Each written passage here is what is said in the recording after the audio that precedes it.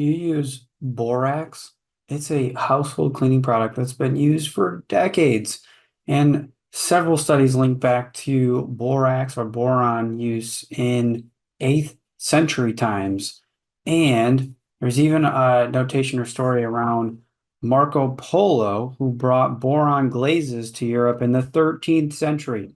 But we're not here to talk about that today, okay? And plus, it is not the so boring trace mineral that maybe some of us think it should be, because a lot of the attention goes towards magnesium, calcium, sodium, potassium, maybe even selenium and iodine when it comes to like thyroid health.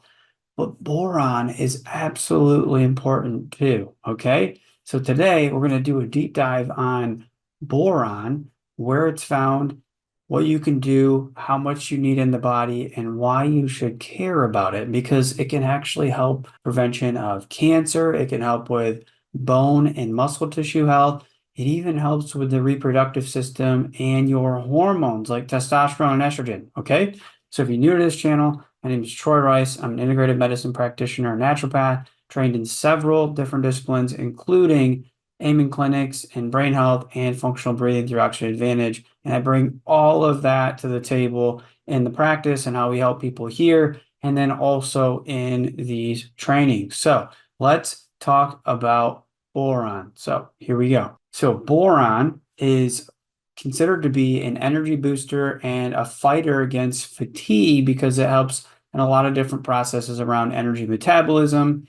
It's responsible for over 13 boron-dependent enzymes and proteins in the body. And we're going to cover a few of those when we get to that point. Don't worry about all the terminology. If it's, way over your head, that's totally fine, because we're going to talk about why they matter if they're deficient, because you absolutely need them to be working functionally in the body. Otherwise, you could start to see some of these signs of deficiencies and health issues. Okay. So one interesting fact here, but did you know that low boron intake of less than 0.78 milligrams per day actually doubles the risk of lung cancer for women? I thought that was interesting and how that plays a key role there. And so we're going to talk a little bit about how much boron you actually need in the body, but there's not a lot of research out there around recommended daily allowances or even like testing measures and things. And there are some tests out there. If you're interested, I can help you.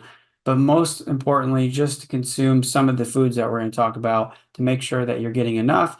And then if you need it, if you're imbalanced or you have problems like muscle or bone problems, we have a lot of clients here that have arthritis problems in their knees, and they're seeing significant benefit from boron supplementation. So we'll talk about that a little bit too.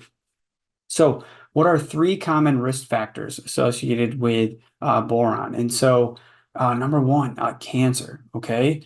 And so optimal intake has shown to reduce prostate, cervical, and lung cancer, okay? And so deficiencies lead to uncontrolled apoptosis, which is programmed cell death, which you want to happen to cells that are, dead, no longer functioning, but you don't want it to happen in the body uncontrollable, where it's creating cell death and it's unneeded. Okay. It lowers antioxidant defenses. We're going to talk about that as well as far as the enzyme dependent systems. And it increases susceptibility to oxidative stress and DNA damage. Okay. Number two, bone and tissue health problems. Okay. Deficiencies lowers the inflammatory response and increases ROS, or reactive oxygen species. Boron also plays a key role in regulating osteoblast and osteoclast proteins, which are important for bone and muscle tissue health.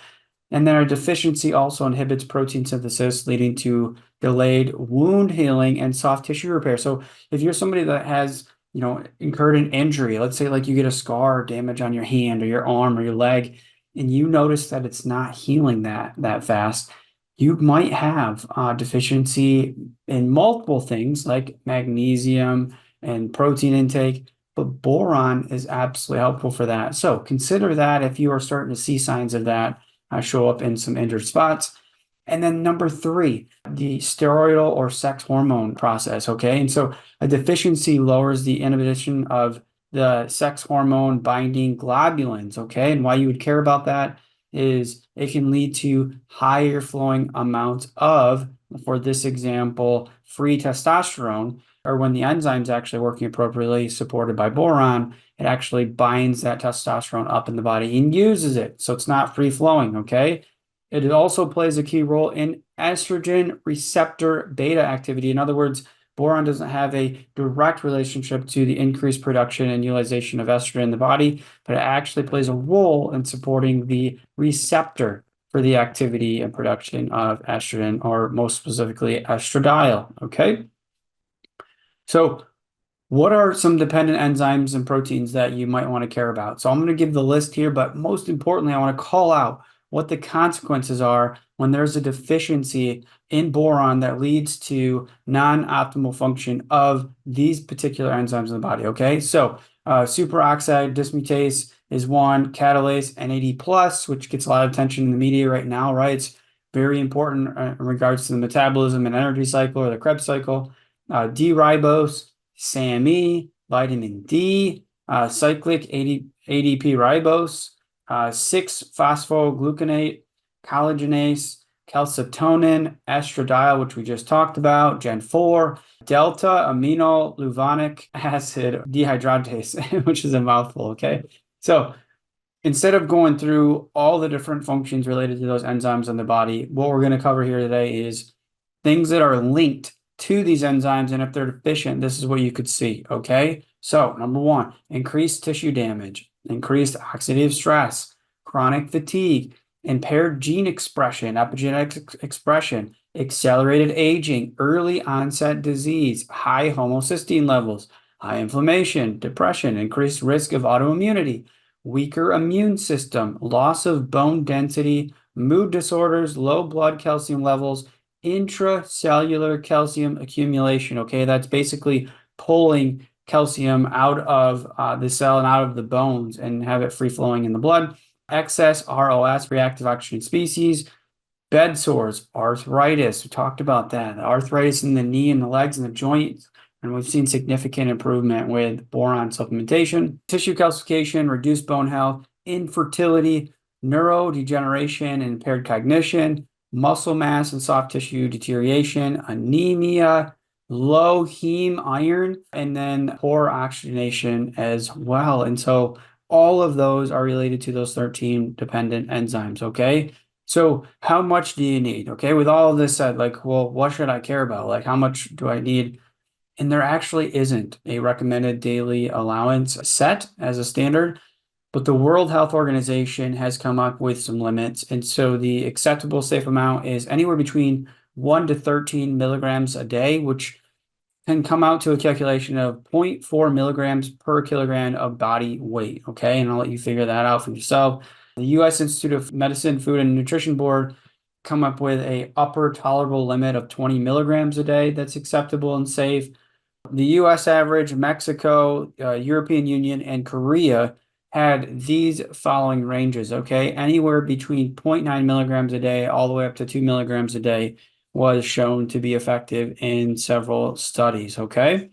And can help prevent any type of deficiency in boron. Where can you get it? If you're deficient, how I feel and when I make recommendations with clients around supplements is if you are at a deficient level, supplementation may be needed, or if you're in a chronic pain state or rheumatoid arthritis or severe arthritis pain, you may want to consider like supplementation to get you up to baseline. But if you're looking for preventative measures, or maybe you're slightly below that and you're not eating some of these foods, these are some considerations for you, okay? And I've chunked it out based on 0.5 milligrams to 1, all the way from 1 milligram or higher, or even less than that. And why I do this is you can start to think about how you might pair foods in your particular diet, from breakfast, lunch, and dinner, or whatever meal plan you're on, 2 meals a day, or even the OMAD diet, or whatever you're doing.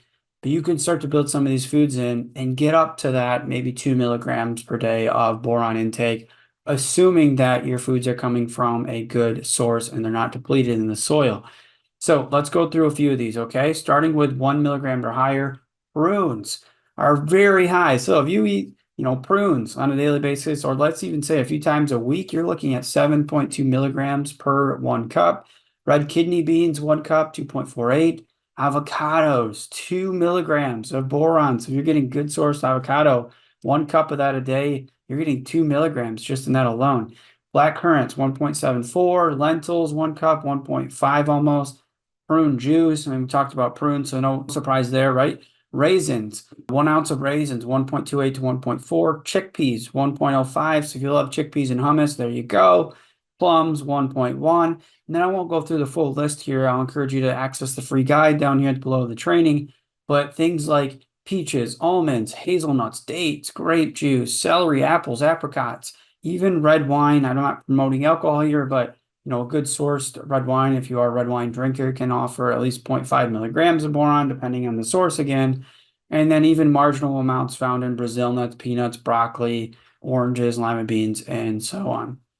So with that said, what we do here at Rice Wellness Center is we help people customize what we call their personalized wellness suit, because we believe helping them change a lifestyle will help them achieve where they want to get, where they deserve to be with their health and well-being. And so we talk about foundational pillars of diet, exercise, stress, toxins, recovery, emotions, sleep, and supplements when needed to balance the body. We go through a plan together, understand any root causes, rebalance the body, consider precision functional medicine testing, and then help them build a lifelong plan of wellness. So if that is something that's intriguing to you, I want to encourage you to reach out, even check out some of the videos that we've done around what this is, if it's the right fit for you. If you're struggling with autoimmune issues, chronic pain, chronic illnesses, autoimmune issues like Hashimoto's, right? Or rheumatoid arthritis or Raynaud's syndrome and things like that. Those are ideal clients that we love to help. Okay. So please reach out. And as always, I want you to encourage you to check out some free guides, check out all the wealth of videos on here, and then some links to trusted supplements, precision protocols like gut protocols and things like that, detoxes and labs. So thanks for joining me for this training on boron, and I hope you found it insightful, and just try to get some of these foods in your diet to help with some of those 13 dependent enzymes. So hope to see you next time.